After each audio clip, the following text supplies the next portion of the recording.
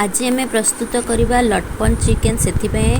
आम चिकेन को प्रथम लुण हल्दी मसला देकी मेरिनेट कर पर्यंत भाजवा एगुड़ा भाजीगला पियाज अदा रसुण मिसिंगा पत्र काजू इत्यादि को रखि पियाज अदा रसुण को बाटी आमे पेस्ट करवा तापर चिकेन को भल भाव भाजीदे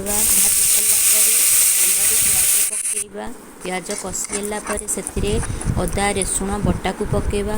से तेल बाहर से आलू लंका गुंड हल्दी गुंड मसला गुंड कस्तूरी मेथी पकेवा सबू भाजी सारा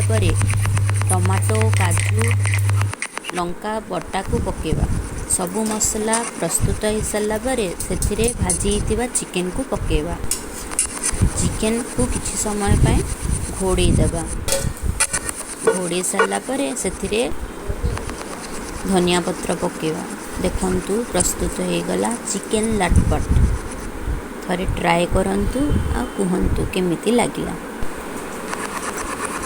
एटा को आपण रोटी आ भात सबुरे खाइ।